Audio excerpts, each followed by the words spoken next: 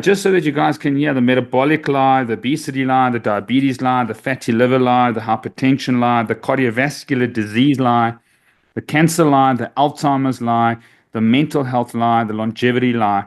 And so anyone out there, like, Dr. Lufkin said, one of these, you're going to get, and or a subset of one of these. So tell us which you think is the most, well, not bad, but egregious lie out there, because I think that covers a lot of these diseases, the foundation of a lot of these complaints and chronic conditions. Yeah, I think one of the foundational diseases is type 2 diabetes. And like we said, it doesn't begin the day we get the diagnosis, but it begins years to decades earlier. There's one other nuance about that my thinking has changed also. Again, I thought it was an on and off switch, but now maybe it's a long switch that goes back 20 years. But still, at the end of the day, some people either get diabetes and some people don't. There's some interesting studies that we talk about in the book of adult Americans who are non-diabetic, and this applies worldwide, I think.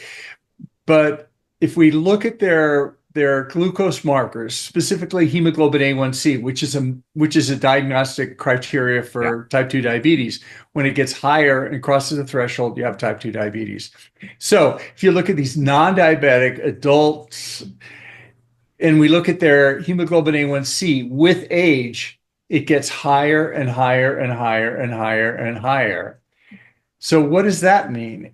And I take it to mean that type 2 diabetes for many, if not most of us, is on our horizon. In other words, it may be like gray hair or wrinkles. In other words, if I don't die of something else first and I live long enough, and we should all plan to live a long time because that's what's coming. And, now, if I live long enough, I will eventually get type 2 diabetes just because my hemoglobin A1C will go up. And that's what the population numbers say.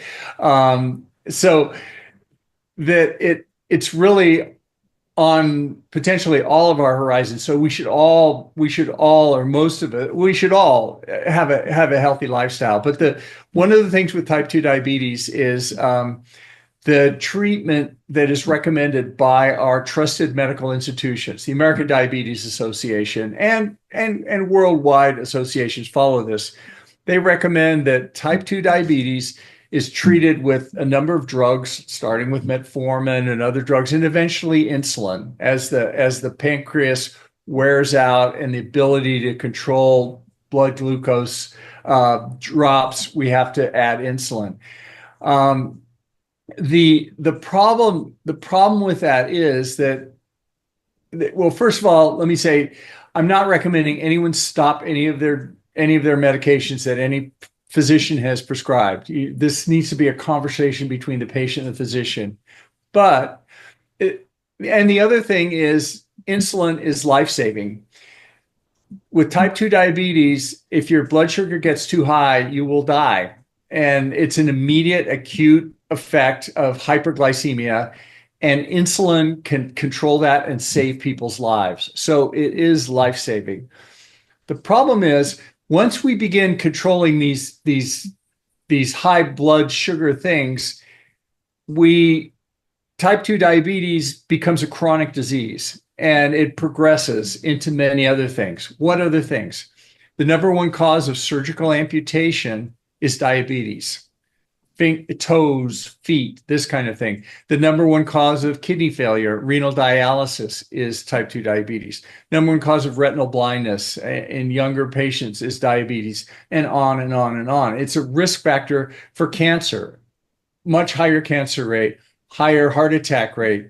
Alzheimer's disease is referred to as type 3 diabetes because of the glucose problem. So when we treat diabetes with these recommendations from the American Diabetic Association and traditional medicine, we save people's lives, but we turn it into a chronic disease where they do go on and get amputations and blindness and heart attack and all these things like that. In fact, and the problem is, there's another way. Type 2 diabetes is as we said, a problem of glucose metabolism that's driven by high insulin from chronic carbohydrate ingestion. Some people say it's carbohydrate toxicity.